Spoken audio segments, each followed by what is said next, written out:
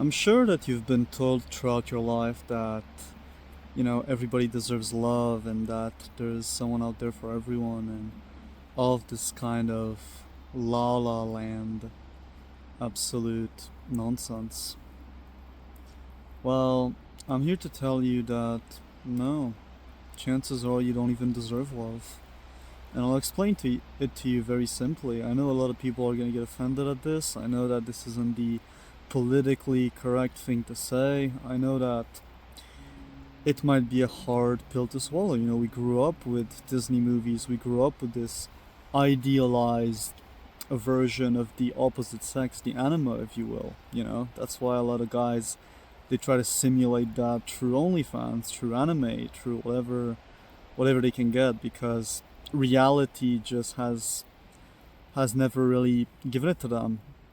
But the reason why you don't deserve love is quite simple. You just don't have what it takes to get it. You see, in order to get love, you need to be able to stimulate genuine desire from a woman, right?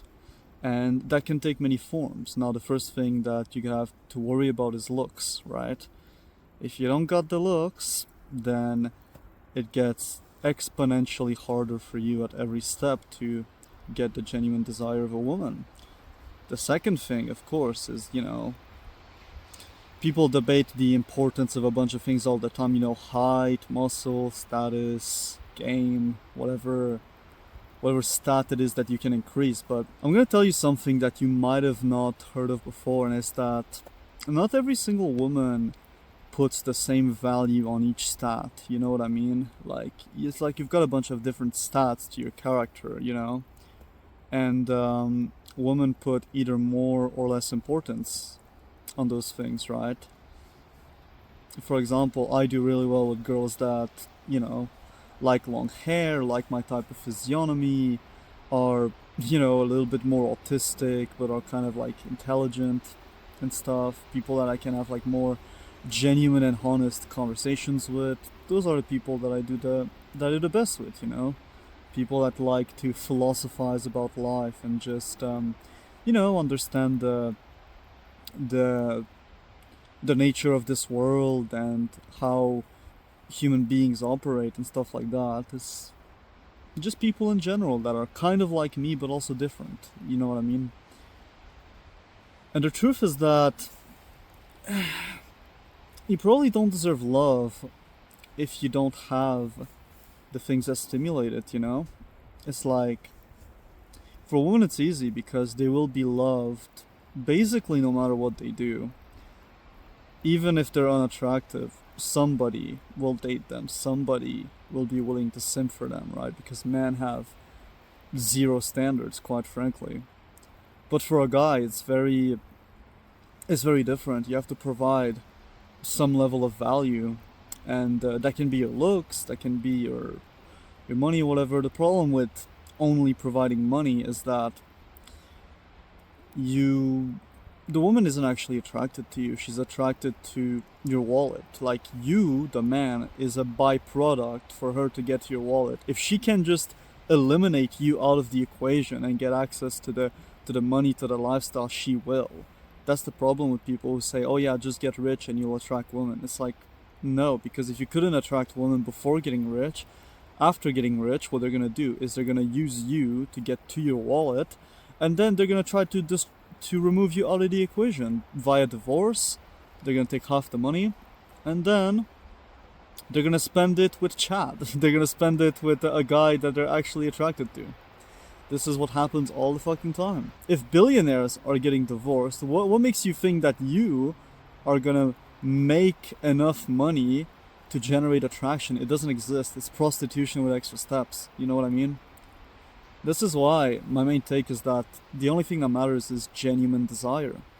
And the issue with a lot of red pillars is that they don't believe in genuine desire because they've never experienced it. I have experienced what genuine desire is like multiple times. And a lot of the, requirements that red pillars are trying to put on you, that, oh yeah, you have to self-improve and become top 1% just to get a girlfriend, is complete nonsense, Because at the end of the day, a huge part is just the emotions that you can generate out of her.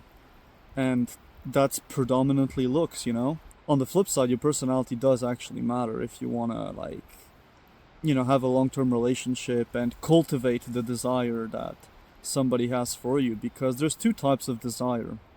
There's physical and there's psychological. The thing about psychological is that it can only occur if physical is already checked off, you know? But just because you have the physical checked off doesn't mean that a psychological is necessarily there, right? So, and for me, that's been the hard thing, is that I can't connect with many people, especially women, right? Saying that you deserve love is like a broke person saying that they deserve $1 million. It just doesn't make any sense, right? You can't deserve something. You can't deserve your way until you get something. You actually have to bring the value in order to get that in exchange. You know what I mean? And a lot of people, they just don't have it. They just don't have the looks. They just don't have the charisma. They just don't have what it is that a vast majority of women are looking for. And not every girl is gonna weigh your strengths and weaknesses the same, right? As harsh as it sounds, you just have to become the person that is deserving of love. And the first step is improving your appearance. Why do you think people are obsessed with looks maxing? It perfectly makes sense for people to be obsessed with looks maxing, because people have understood how much of a role physical attractiveness plays in the generation of genuine desire. People have finally understood that. And because you see it all the time on the internet, you know, people eventually catch on. While in the past those things could be hidden, now with social media you can see exactly what girls think, you can see exactly what girls are into, you can see exactly the types of guys that they follow, the types of guys that they type heart emojis and that they throw themselves at, and that they create entire cults around. Those guys aren't some rich gym cells. Those guys aren't you know, these red pill alpha masculinity motherfuckers like a lot of dating gurus are trying to tell you. All the guys that the girls are obsessing over online are exceedingly good looking, know how to dress, have a good physique, but most importantly they're lean, have a good frame, are typically tall. They've got all of these traits that are very hard to self-improve on. Now you can make a good amount of progress on those things, and this is why 90% of men are incels, because the equation is very simple, guys. Is paying for sex, does getting a hooker actually mean that you're not an incel anymore? Of course not. Everybody knows that paying for sex doesn't absolve you of inceldom, right? Now, how many guys are one financial catastrophe away from losing their wife and kids? That's most marriages, guys. Most women, they marry for security, for stability, for all of those things. They don't actually love their husbands. They had their fun with trying to chase after Chad, trying to secure the guys that actually made them feel those butterflies, made them feel that kind of like romance that they dreamed about ever since they were a teenager. They chased after those guys. They tried really, really hard to get that guy, but most women can't get with that guy. You know, most women can't get Chad. So they have to settle for some guy that's at least gonna provide a good amount of stability. A lot of those guys that are married are still incels, you know? All they do is work, you know?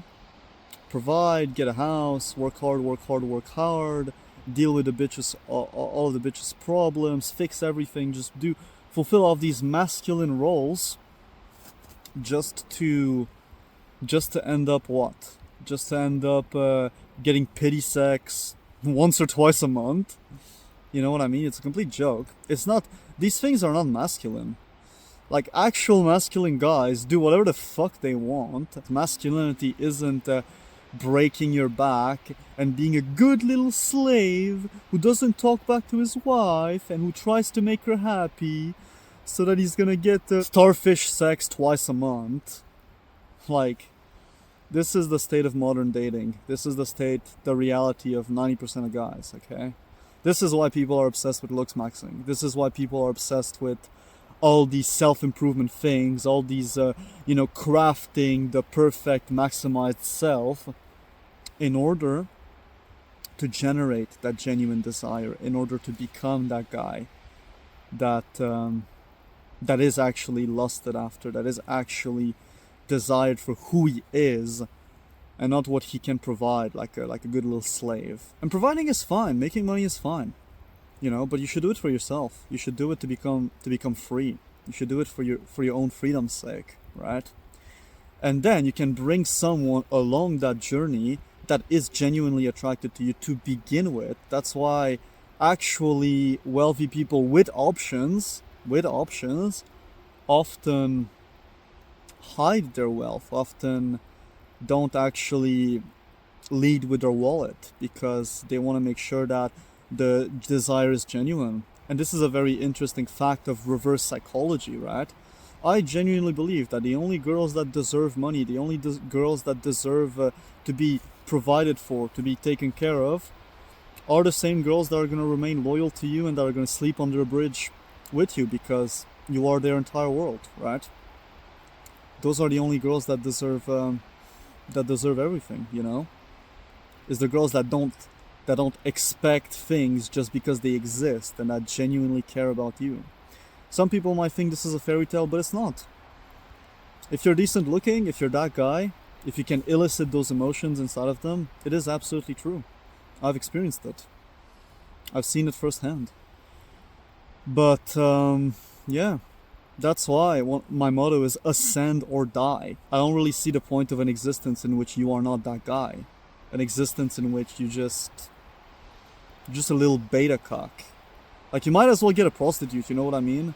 Seeing a hooker a few times a week is infinitely better than modern marriage, you know what I mean? Oh, but at least with modern marriage you get children, okay. Yeah. You just reproduce for an entire life of slavery and servitude to someone who genuinely despises your guts because your facial bones were not arranged to her specific liking, right? But people have to cope, as I said many times. If people don't cope, if people don't create a worldview that doesn't address the realities that I'm currently speaking, they would kill themselves. They would give up. They would just die. So they have to gaslight themselves into believing that, their lives are fine, what they're doing is valuable, their wife actually doesn't hate them as much, looks don't matter, it's about being a good person, and blah, blah, blah, blah, blah.